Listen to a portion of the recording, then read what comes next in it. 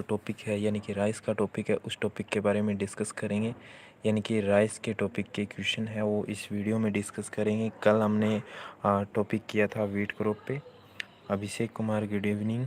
और सभी स्टूडेंट्स है वो एक बार लाइव सेशन को शेयर कर दो ताकि ज़्यादा से ज़्यादा स्टूडेंट्स है वो लाइव सेशन में जुड़ सके।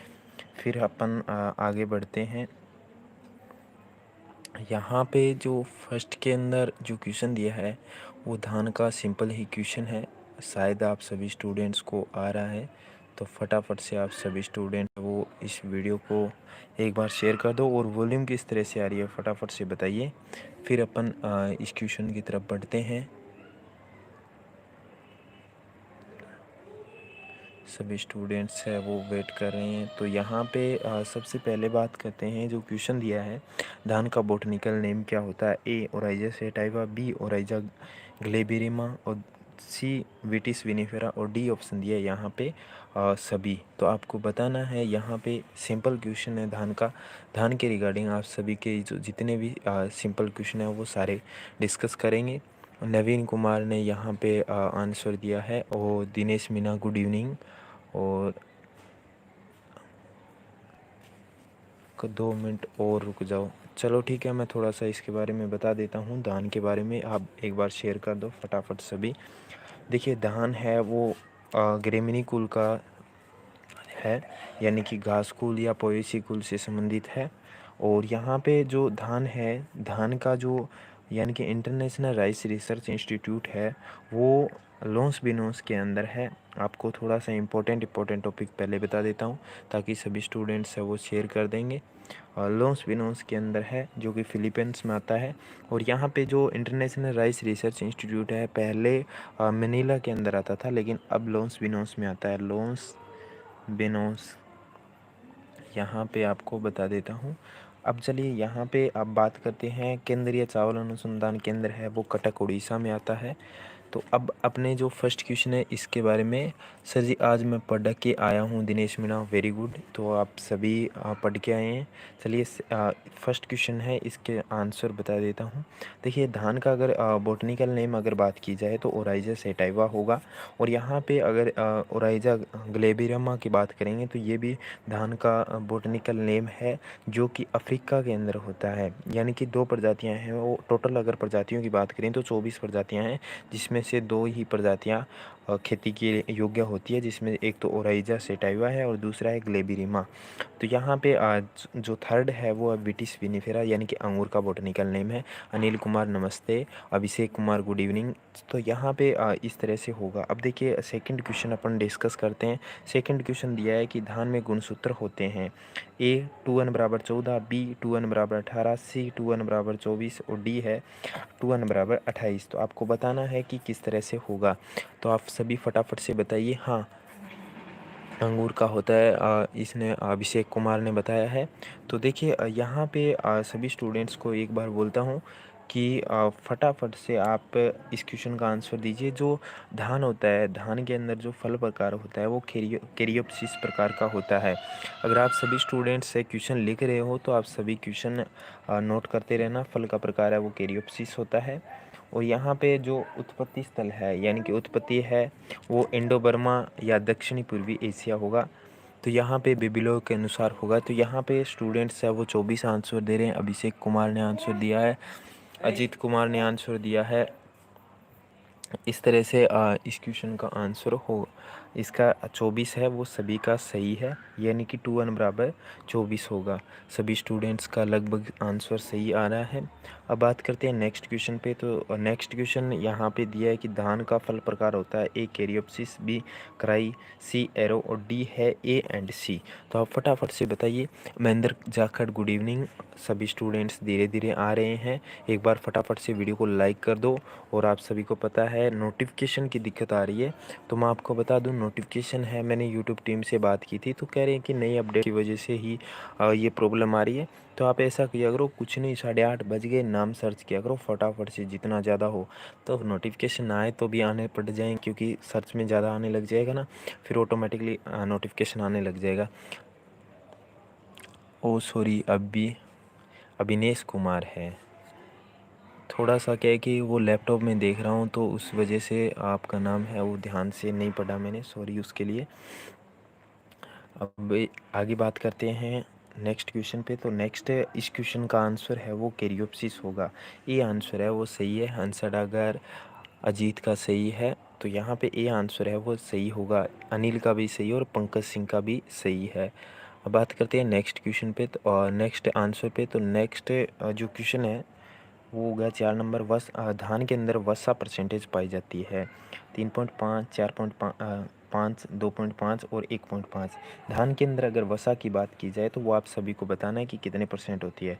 तो धान के अंदर एक कार्बोहाइड्रेट भी होता है, तो कार्बोहाइड्रेट है वो 77 से 89% होता है, यानी कि 77 से 89% होता है। आपको बताना है।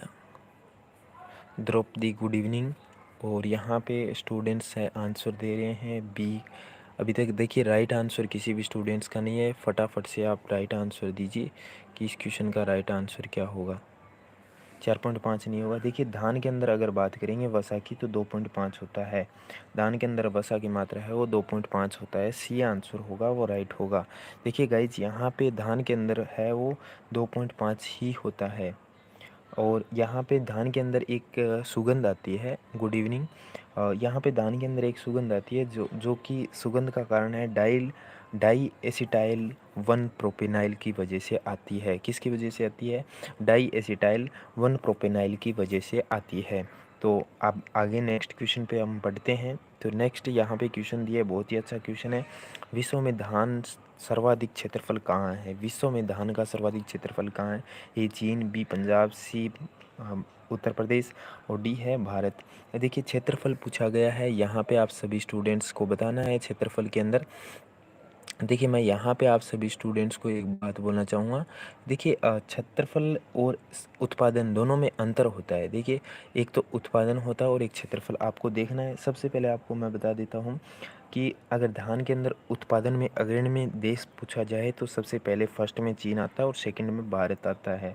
और अगर भारत के अंदर अगर अग्रणी राज्य पूछा जाए तो पश्चिमी बंगाल है वो उत्पादन में फर्स्ट है और उत्पादकता में पंजाब फर्स्ट होता है।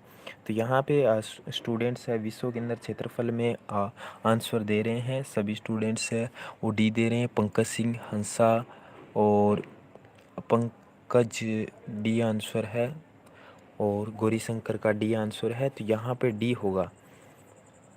देखिए उत्पादन में चाइना है सही है और उत्पादकता में पंजाब होगा। तो इस क्वेश्चन का क्षेत्रफल में अगर बात करेंगे तो भारत होगा। अगर भारत के अंदर अगर पूछा जाए तो भारत के अंदर मैंने बता दिया है पश्चिमी बंगाल है। और अगर अपन बात करेंगे राजस्थान के अंदर तो राजस्थान के अंदर बात करेंगे तो राजस्थान के अंदर 2018 के अकॉर्डिंग सबसे ज़्यादा बूंदी के अंदर होता था और सेकंड नंबर में हनुमानगढ़ में होता था 2018 के अकॉर्डिंग। नया डाटा देखिए मेरे पास में आया नहीं है। उसके बाद में अपन बात करते हैं इस क्वेश्चन का डी आंसर है। अब बात करते हैं नेक्स्ट क्वेश्चन पे। तो नेक्स्ट क्वेश्चन दिया है यहाँ पे बाउल ऑफ राइस। देखिए bowl of rice Tamil Nadu, Chhattisgarh, UP, Ganganagar. देखिए यहाँ पे आपसे बाउल ऑफ राइस क्या होता है आपको एक थोड़ा सा बता देता हूँ। बाउल का मतलब होता है धान का कटोरा। धान का कटोरा है वो किसे कहा जाता है? तो आप सभी फटाफट से बताइए सभी स्टूडेंट्स। देखिए मेरे पास में नई बुक है, उस बुक के अकॉर्डिंग आपको मैं बता रहा हूँ। तो बाकी यहाँ पे स्टूडेंट्स ने आंसर दिया है। पंकज ने राइट आंसर दिया है, दिनेश ने सही दिया है, हंसा ने सही दिया है, अनिल ने, गौरी शंकर ने, सभी ने सही दिया है। देखिए अगर धान के कटोरे की अगर बात की जाए यानी बाउल ऑफ राइस की बात की जाए तो छत्तीसगढ़ है और अनाज की कटोरे की बात करेंगे तो गंगानगर होगा। तो यहाँ पे इस तरह से होगा। अब बात करते हैं नेक्स्ट जो क्वेश्चन है। नेक्स्ट क्वेश्चन यहाँ पे दिया गया है धान की फसल के लिए उपयुक्त जलवायु कौन सी आवश्यक होती है? ए शीतोष्ण जलवायु, बी शुष्क जलवायु, सी उष्ण व नम जलवायु और डी उपयुक्त सभी। थोड़ा सा सोच समझ के आपको देना है। इस क्वेश्चन का आंसर है देखिए जो धान है वो भारत के अंदर मुख्य फसल होती है और यहाँ पे धान है वो अगर बात करेंगे तो सबसे ज़्यादा भारत के अंदर होता है 116 एमटी होता है यानी कि।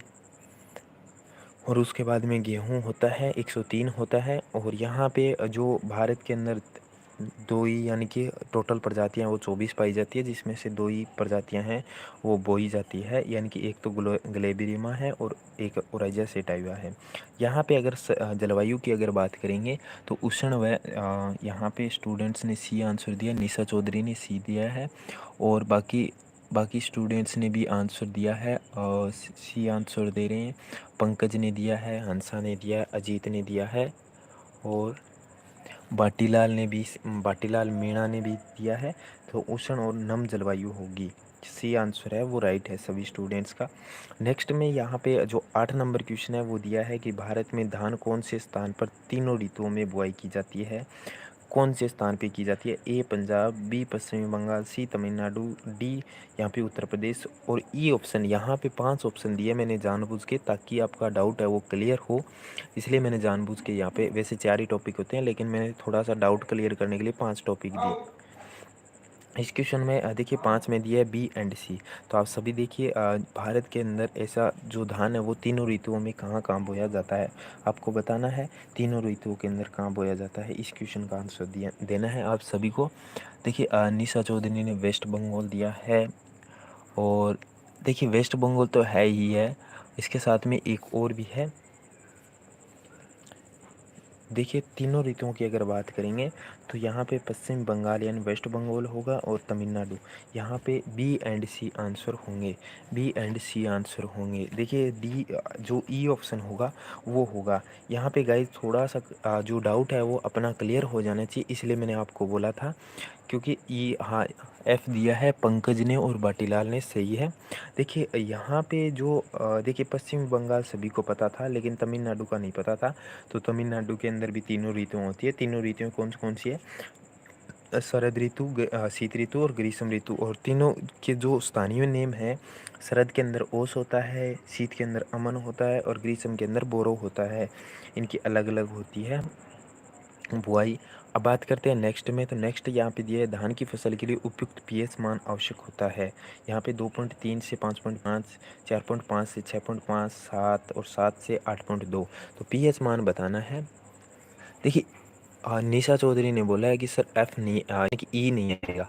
देखिए ई आएगा, क्योंकि देखिए जो पश्चिमी बंगाल है, नहीं तमिलनाडु है, वो होगा। देखिए यहाँ पे मैंने ऑप्शन 5 इसलिए दिए गए हैं क्योंकि अपन को एक दिमाग में वो बैठा हुआ है कि जो वेस्ट बंगाल होगा, वेस्ट बंगाल होगा, तो वेस्ट बंगाल के साथ में ही तमिलनाडु भी है, जहाँ पे तीनों ऋतुओं के अंदर बुआई की जाती है। देखिए आपको कन्फ्यूज ना हो इसलिए मैंने 4 ऑप्शन डाल दिए। मैंने सोचा कि आप सभी स्टूडेंट्स हैं वो ए आंसर सोचोगे, तो इसलिए मैंने आपका यहाँ पे पंजाब और यूपी डाला था। यहाँ पे सभी स्टूडेंट्स है वो राइट आंसर दे रहे हैं, बी आंसर है वो राइट होगा, 4.5 से 6.5 होगा। धान के लिए अगर उपयुक्त बात की जाए तो 4.5 से 6.5 होगा। अब ये क्वेश्चन आगे बहुत ही सिंपल क्वेश्चन है, जो कि मैंने अभी थोड़ी देर पहले ही बता दिया था आपको कि शीत ऋतु में बोई जाने वाली धान की स्थानीय किस्म, जो स्थानीय यानी कि स्थानीय नाम क्या होता है? शीत ऋतु के अंदर बोए जाने वाला धान होता है उसका स्थानीय नाम क्या है? ए अमन, बी बोरो, सी ओस, और उपयुक्त में से सभी। तो आपको बताना है कि इस क्वेश्चन का क्या होगा। देखिए हाँ, अम्लीय मृदा होती है, सही है। थोड़ा सा इसके बारे में डिस्कस कर लेते हैं अम्लीय मृदा के बारे में। देखिए इसका पीएच मान है वो 4.5 से होता है, तो अम्लीय सहनशीलता होती है। अगर इसमें अगर बात करेंगे तो सबसे लंबा पीएच मान सहनशील फसल होती है, जिसमें 4.5 से 7.5 भी पीएच आवश्यक हो सकता है। देखिए यहाँ पे ऑप्शन के अकॉर्डिंग अपने 6.5 होगा। तो इस तरह से अपना डिस्कस है वो क्लियर करते हैं। अब बात करते हैं नेक्स्ट क्वेश्चन है, इस क्वेश्चन का आंसर दे रहे हैं सभी स्टूडेंट्स है। अमन आंसर दे रहे हैं, गौरी शंकर का सही है, रामेश्वर का सही है, और उसके बाद में अभिषेक का भी सही है, सॉरी अविनेश का सही है, मुरलीधर का सही है, और निशा सभी स्टूडेंट्स का सही है। अमन होगा, ए आंसर है वो सही है।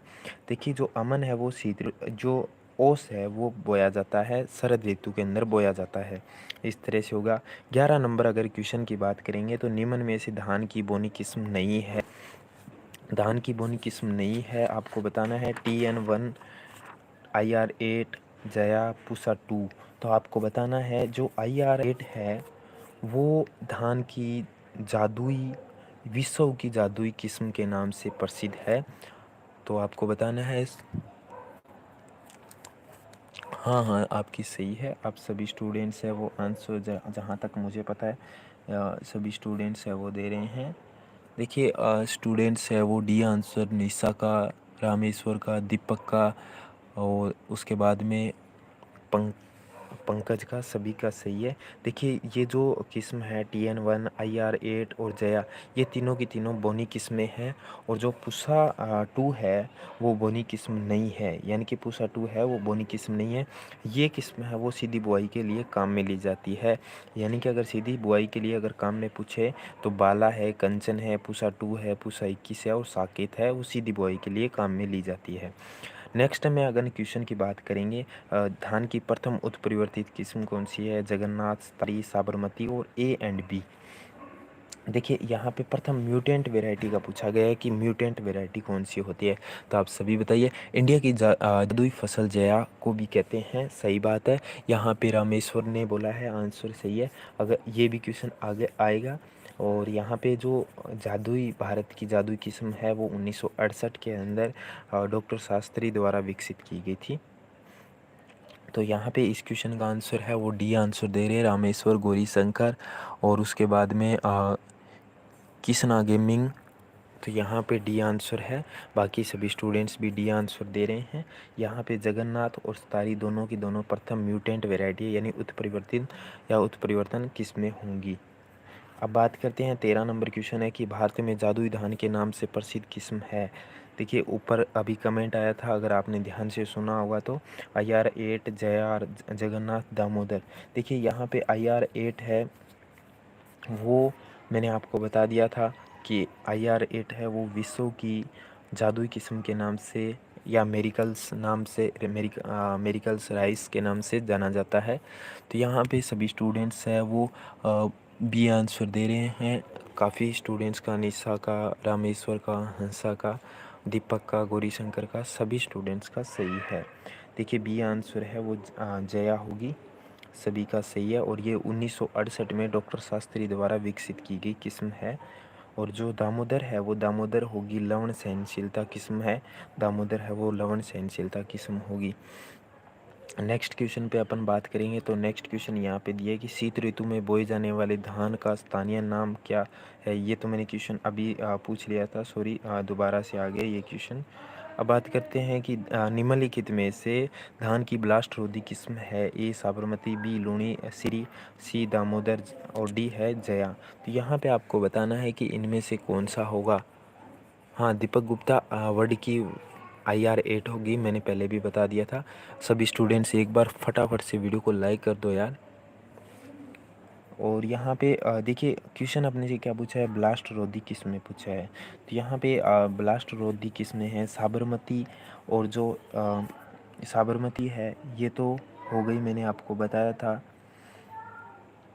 कि ये नहीं होगी। साबरमती है वो ब्लास्ट रोधी किस्में होगी, यानी कि ब्लास्ट रोधी किस्म है धान की एक। ए आंसर है वो राइट होगा। नहीं, लुणीश्री, लुणीश्री के बारे में मैं,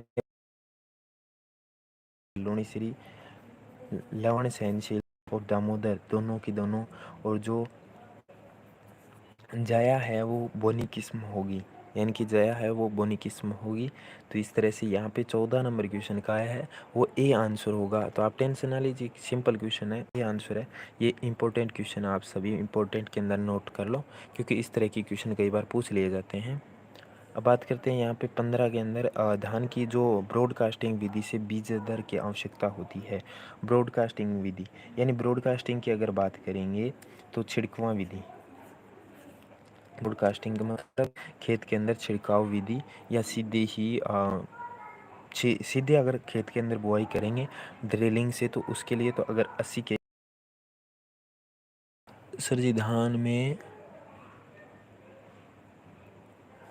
इतना नहीं आता दिनेश मीणा जी, इतना अपने सिलेबस में नहीं आता। ये पुकेन सर वाला अलग से टॉपिक है। अच्छा, वॉइस कम आ रही है। देखिए आपके मोबाइल की वॉइस अगर थोड़ा सा बढ़ाइए, और बाकी स्टूडेंट्स भी बताइए कि वॉइस कम आ रही है या क्लियर नहीं आ रही है। आप सभी वापस से बताइए, फिर अपने देखते हैं वॉइस को बढ़ाते हैं। यहाँ पे सभी स्टूडेंट्स का सही आंसर आ रहा है 100 केजी होगा, क्योंकि ड्रिलिंग से अगर सीड को उगाया जाए तो वो 80 केजी की आवश्यकता होती है, और यहाँ पे अगर 40 से 45 केजी की आवश्यकता होती है तो वो गिली विधि या नर्सरी के लिए जो यानी कि गिली विधि या सामान्य विधि के अंदर काम में लिया जाता है, और 3 केजी है वो यूज़ में लिया जाता है डेम्पोंग विधि के अंदर, सीड रेट काम में ली जाती है, डेम्पोंग विधि के अंदर काम में ली जाती है। तो सभी स्टूडेंट से एक बार बताइए कि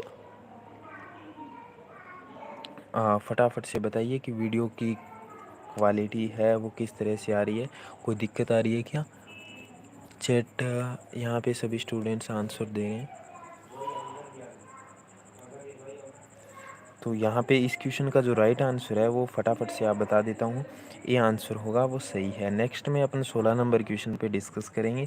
धान की फसल के लिए नर्सरी क्षेत्रफल आवश्यक होता है 100 मीटर स्क्वायर, 1000 मीटर स्क्वायर और 10,000 मीटर स्क्वायर, और यहाँ पे 50 मीटर स्क्वायर। तो सभी स्टूडेंट्स है आ रही है सर यही तो कंटिन्यूज रखो, ठीक है, कंटिन्यूज ही है। चलो बढ़िया है, तो सभी स्टूडेंट्स कह रहे हैं। देखिए धान के लिए अगर नर्सरी क्षेत्रफल की अगर बात करेंगे धान की, तो नर्सरी क्षेत्रफल है, गिली विधि का पूछा गया, तो गिली विधि की अगर बात करेंगे, थोड़ा सा मैंने लिखना मिस्टेक हो गया कि गिली विधि का बताना है, तो गिली विधि के लिए 10,000 मीटर स्क्वायर प्रति हेक्टेयर की दर से आवश्यक होती है। बेस्ट क्वालिटी, ठीक है। हाँ सर, नहीं सर आवाज़ नहीं आ रही है, तो देखिए थोड़ा सा आप वॉल्यूम है वो चेक कर लो। सही है सर, चलो ठीक है, बेस्ट क्वालिटी है, सभी स्टूडेंट्स का सही है। अब बात करते हैं 17 नंबर क्वेश्चन है, डेम्पोंग विधि में क्षेत्रफल आवश्यक होता है। डेम्पोंग विधि के अंदर क्षेत्रफल आवश्यक होता है। देखिए नर्सरी के लिए क्षेत्रफल पूछा गया है, तो नर्सरी के लिए 10 से 20 मीटर स्क्वायर, 100 मीटर स्क्वायर और 1000 मीटर स्क्वायर, 20 से 30 मीटर स्क्वायर प्रति हेक्टेयर की आवश्यकता होती है, यानी कि प्रति हेक्टेयर दर की आवश्यकता होती है, यानी कि कितने मीटर। डेम्पोंग विधि के अंदर पूछा गया है। अगर डेम्पोंग विधि के अंदर सीड रेट पूछी जाए अपनी, सीड रेट है वो 3 केजी प्रति हेक्टेयर की दर से यूज में लेते हैं, और जो इसके अंदर इस विधि के अंदर जो पौधे हैं वो 11 से 13 दिन के अंदर तैयार हो जाते हैं, यानी कितने दिन के अंदर, 11 से 13 दिन के अंदर आ जाते हैं, ठीक है। अभिषेक कुमार जी बेस्ट क्वालिटी है सर, ठीक है। सभी स्टूडेंट्स अच्छे से आंसर दे रहे हैं। डी आंसर आ रहा है, हंसा का, राकेश का, किसना गेमिंग का और यहाँ पे सिद्धार्थ का, सभी स्टूडेंट्स का सही है। 20 से 30 मीटर स्क्वायर होगा प्रति हेक्टेयर, यहाँ पे प्रति हेक्टेयर भी है। सभी स्टूडेंट्स अगर ऑप्शन लिख रहे हैं तो प्रति हेक्टेयर भी लगा लेना है आपको। अब बात करते हैं 18 नंबर क्वेश्चन है, तो 18 नंबर क्वेश्चन के बारे में डिस्कस करेंगे। 18 नंबर क्वेश्चन है कि धान में जो श्री पद्धति, SRI, श्री मैंने आपको जानबूझ के लिखा है, श्री पद्धति में सीड रेट आवश्यक होती है 40 से 45 केजी, 20 से 25 केजी और 5 से 8 केजी और 25 केजी। तो यहाँ पे आप सभी बताना है इस क्वेश्चन का आंसर क्या होगा, सभी बताइए। देखिए इस क्वेश्चन का जो आंसर है वो आपको बताना है 18 नंबर का। देखिए 18 नंबर अपना क्वेश्चन है वो आपसे क्या पूछा गया है, डेम्पोक विधि के लिए आवश्यक सीरी विधि के लिए सीड रेट का पूछा गया है। तो सीरी विधि के लिए आप सभी बताइए। सभी स्टूडेंट्स का आ रहा है, अभिषेक का आ रहा है और सिद्धार्थ का, गौरी शंकर का, कृष्णा गेमिंग का, अभिषेक का, प्रीति भारती, हंसा का, सभी का सही है। 5 से 8 केजी प्रति हेक्टेयर की दर से आवश्यक होती है। यहाँ पे जो श्री विधि है, श्री विधि के अंदर अगर बात करेंगे, जो नर्सरी क्षेत्रफल है वो 250 मीटर स्क्वायर, यानी कि 250 मीटर स्क्वायर की आवश्यकता होती है प्रति हेक्टेयर की दर से। और ये जो विधि है धान की, जो मेडगास्कर के फादर हेनरी डी लाउनेनी द्वारा विकसित की गई थी। और या इसमें जो काम था वो यानी कि खेत के अंदर पानी ना भरकर केवल गीला रखते थे, ये विधि इसलिए विकसित की गई थी। नेक्स्ट में अपन 19 नंबर क्वेश्चन है, 19 नंबर क्वेश्चन पे डिस्कस करेंगे कि धान के अंदर अधिक सबसे इम्पोर्टेंट क्वेश्चन है। पहले थोड़ा सा डिस्कस कर लेते हैं क्वेश्चन के बारे में। धान के अंदर सबसे ज़्यादा देखते हैं घेरा रोग होता है, जो कि किसकी वजह से होता है, जिंक की कमी से होता है। तो जिंक की कमी से होता है, तो जिंक का छिड़काव है वो कितना करते हैं प्रति हेक्टेयर में, 25 केजी, 38.5 केजी, 28 केजी और 12 केजी। देखिए फटाफट से आप सभी बताइए कि इस क्वेश्चन का आंसर क्या होगा। देखिए आपके जो कमेंट है मैं स्क्रीन पे दिखाने जा रहा हूँ सभी स्टूडेंट्स के, सभी स्टूडेंट्स के आंसर ए आ रहे हैं, बहुत ही अच्छी बात है।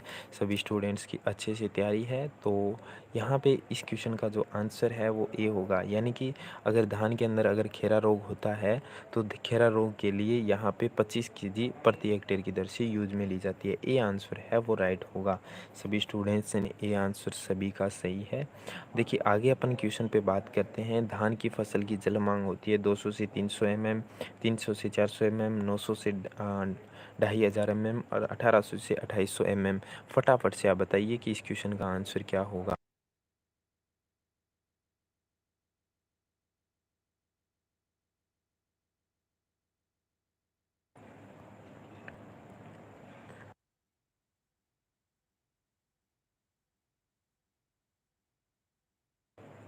अभी क्लियर दिख रहा होगा आपको, अच्छे से क्वालिटी समझ में आ रही होगी। जो पूछा गया है सभी का 1800 से, नहीं नहीं नहीं, गलत आंसर। हाँ, हंसा का, दिनेश का, रामेश्वर का, कृष्णा गेमिंग का, दिनेश का सभी का सही है। 900 से 2500 mm सी आंसर है वो सही होगा जी सर। ओके, ठीक है। यहाँ पे देखिए सभी स्टूडेंट है वो इस तरह से क्वेश्चन का आंसर दे रहे हैं। जहाँ तक मुझे पता है सभी स्टूडेंट्स अच्छे से तैयारी करके आए हैं। अब बात कर धान की उपज जो प्राप्त होती है असिंचित क्षेत्र में वो कितनी होती है।